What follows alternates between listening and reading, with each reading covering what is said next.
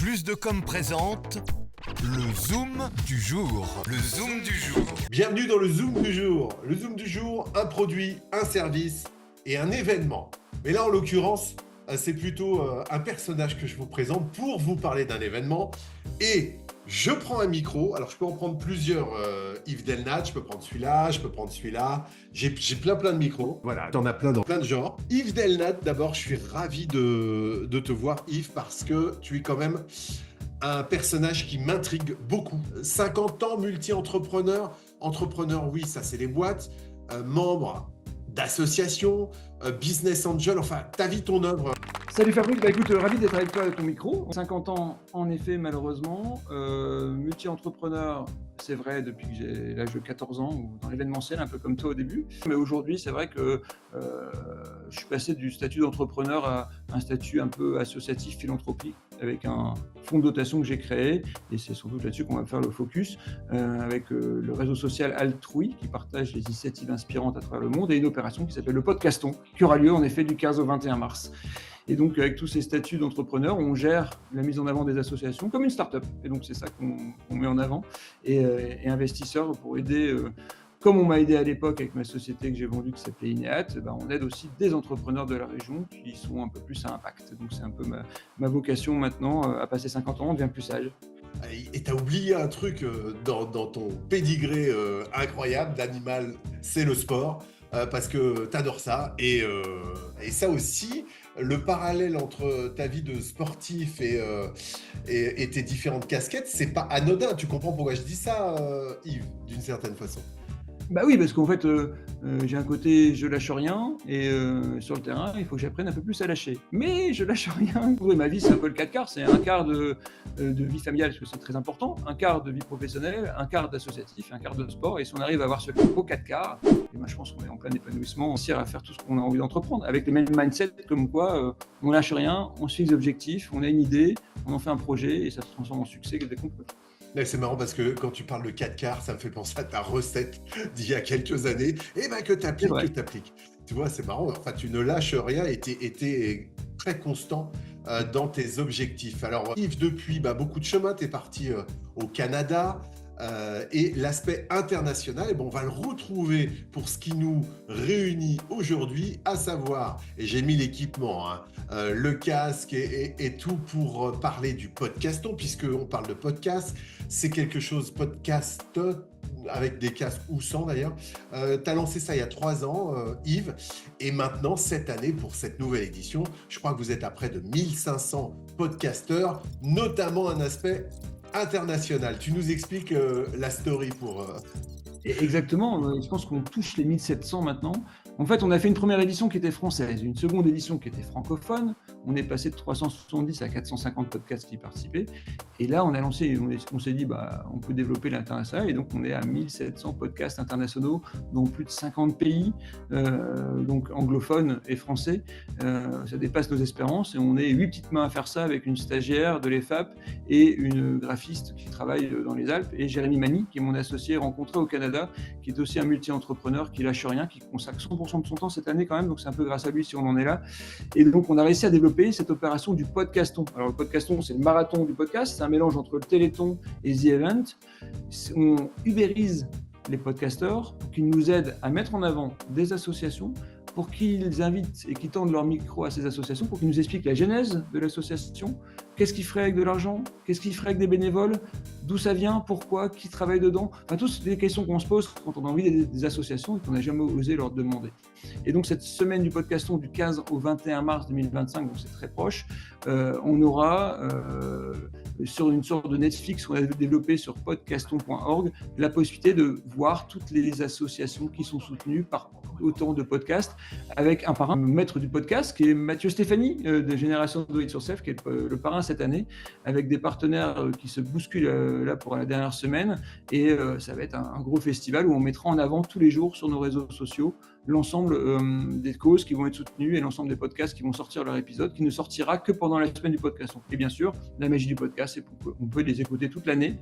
On peut découvrir des associations, on peut les soutenir, on peut participer, on peut référer à d'autres, on va écouter différentes associations, ou des fois les mêmes, qui seront peut-être interviewées d'une différente manière, et c'est ça qui va être incroyable. Donc c'est une semaine de générosité où on partage de l'altruisme à l'état pur et que des good vibes, que des ondes positives. Le succès, en plus, tu ramènes des sous pour ceux qui n'en ont pas. Les assos, ça croule pas sous les subventions. C'est d'ailleurs de plus en plus compliqué pour certaines d'entre elles. Et ce mindset, comme tu dis, là, de l'altruisme, comment ça t'est venu et je dirais, quand on arrive sur podcaston.org, comment on choisit dans tout ça? En fait, c'est pas le but premier de lever de l'argent.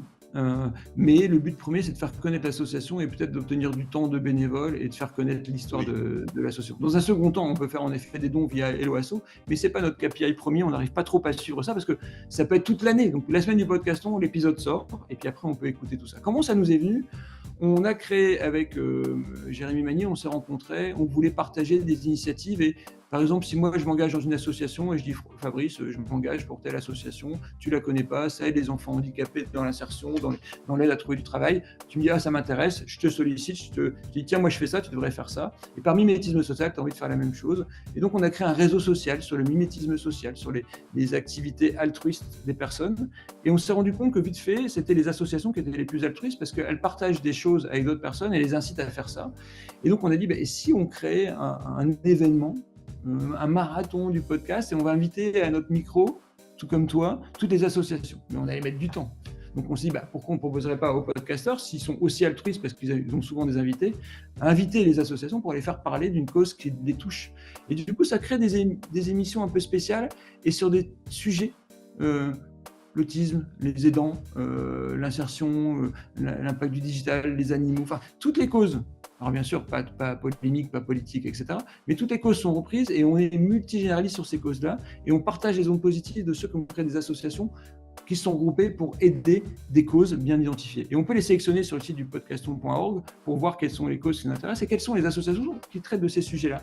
Et on crée ce maillage entre un podcasteur qui partage ses auditeurs avec un autre sur des sujets sur lesquels on ne savait pas qu'il allait se mettre. Et donc, du coup, ça crée des épisodes et une magie de plein d'épisodes comme ça qui rayonnent pendant la semaine du podcast. Qu'est-ce qui te manque là aujourd'hui, toi? Des partenaires? Qu'est-ce que tu as besoin? Je peux te dire, on a autofinancé ça, le réseau social, la maintenance, des hébergements, les trucs depuis 3 ans. On a financé ça 400 000 € avec Jérémy.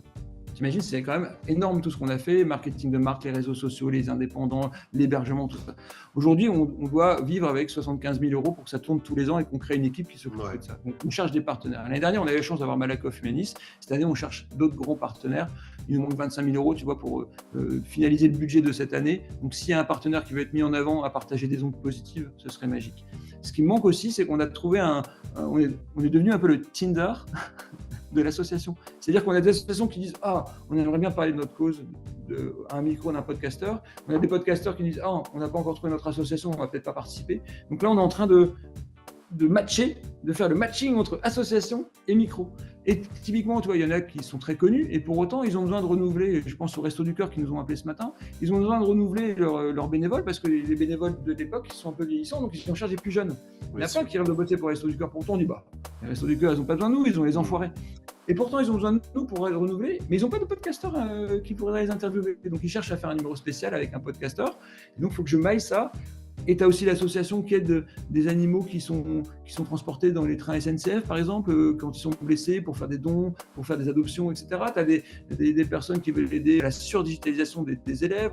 Il y a toutes sortes. Et en fait, on est en train de regarder qui pourrait coller avec qui.